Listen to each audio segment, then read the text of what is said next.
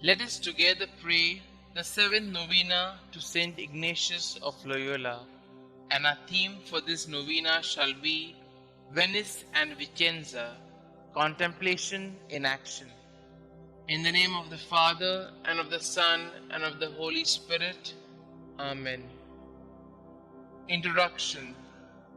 The year 1537 is remarkable in the history of the Society, as in this year Saint Ignatius in his letter addressed his companions as friends in the Lord for the first time. Besides, the concept of the Society had just begun around this time to sprout in their hearts.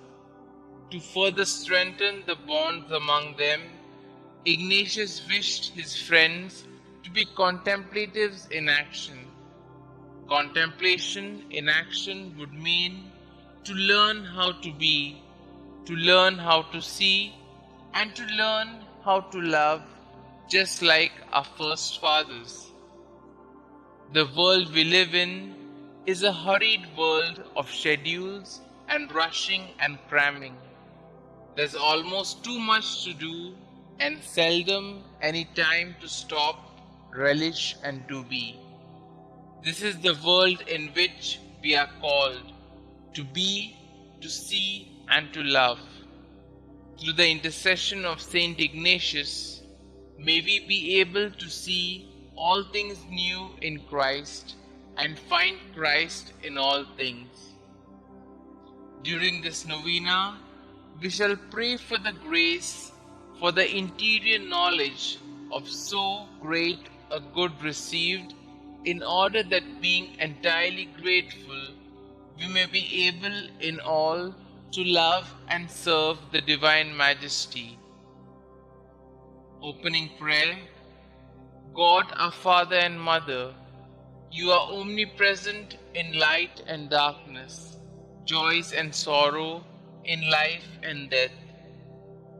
Grant us, we pray, the heart of Saint Ignatius, who discovered you in every person, event, and experience, in every place and every creature, that we may actively participate in your mission of loving and healing the world.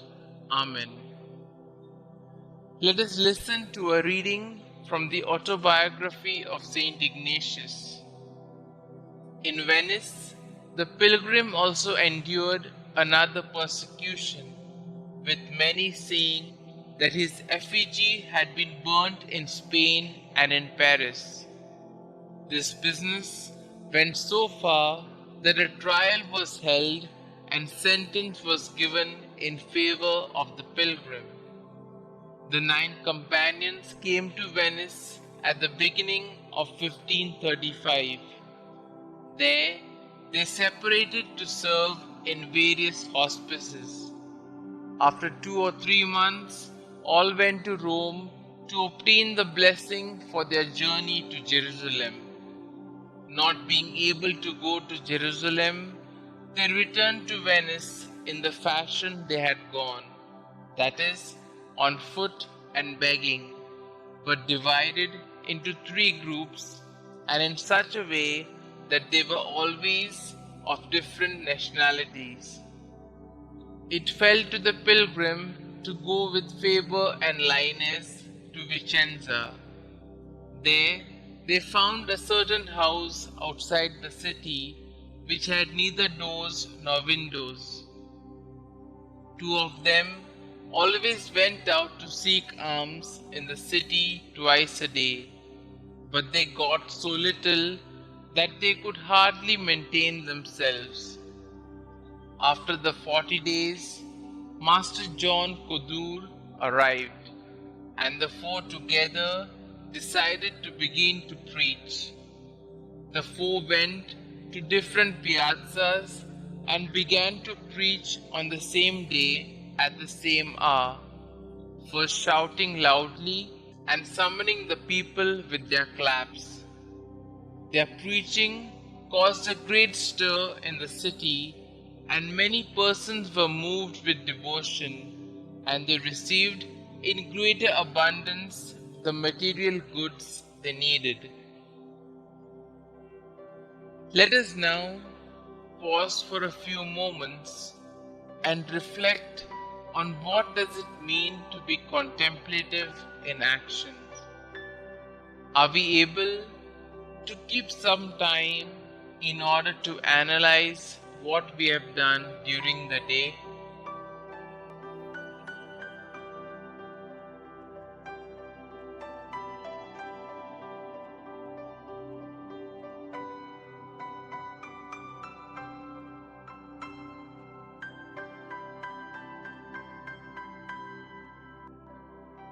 Being contemplative in action is an Ignatian gift for us today.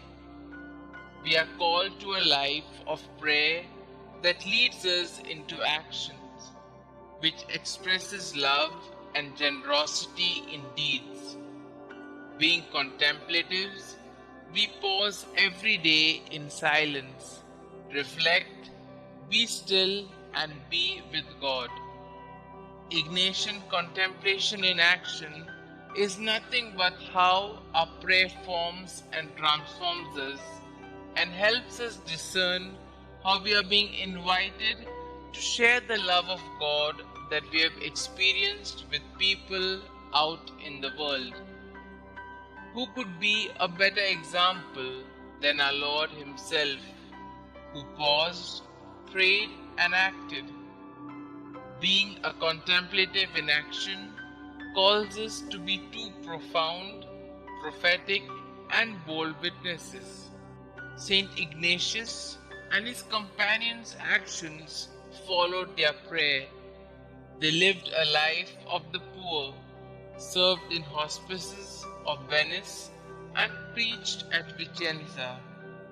It was all a process to show to the world the daily incarnation of the second person of the Trinity.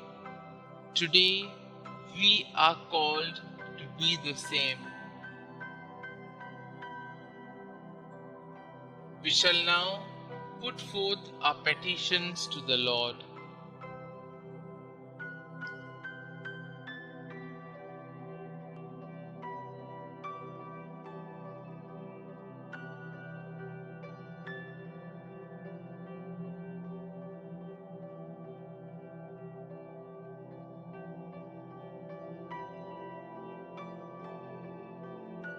Our response shall be, Lord, hear our prayer, that as an apostolic body in the Church, we pray that you guide the leaders of the Church, Pope, bishops, priests, deacons, ministers, and catechists in the same spirit to fulfill the mission you began.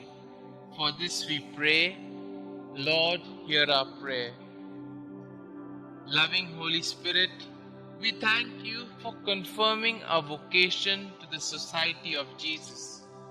We intensely ask for consolation so that we may live and serve the Lord in all things and inspire the youth of today to embrace the consecrated life to do greater good in today's consumeristic world. For this we pray, Lord, hear our prayer. Help us to make our communities youth-friendly and create a space in us where young people can feel welcomed and find solace and support. For this we pray, Lord, hear our prayer. For the grace to have a deep sense of presence of God in all creation and in all that we do. For this we pray, Lord, hear our prayer. That the love of God makes us discover and love Him in all things, especially in our fellow human beings, and lead us to the deeds of love. For this we pray, Lord, hear our prayer. That all the victims of the coronavirus throughout the world receive the healing touch of God. Frontline workers receive the necessary grace and strength to cater to the needs of the coronavirus pandemic victims. For this we pray, Lord, hear our prayer. Our Father who art in heaven, hallowed be thy name. Thy kingdom come, thy will be done, on earth as it is in heaven. Give us this day our daily bread, and forgive us our trespasses, as we forgive those who trespass against us. And lead us not into temptation, but deliver us from all evil. Hail Mary, full of grace, the Lord is with you. Blessed are you amongst women, and blessed is the fruit of thy womb, Jesus.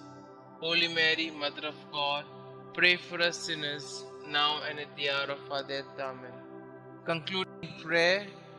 Heavenly Father, your servant Ignatius set us an example to contemplate and move into action in our apostolic works. Grant us the grace to contemplate, to surrender wholly to you, and to seek attentively the sensitive issues around us.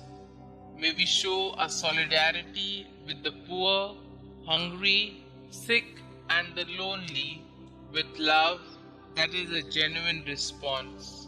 Amen. Glory be to the Father, and to the Son, and to the Holy Spirit, as it was in the beginning, is now, and ever shall be, world without end. Amen.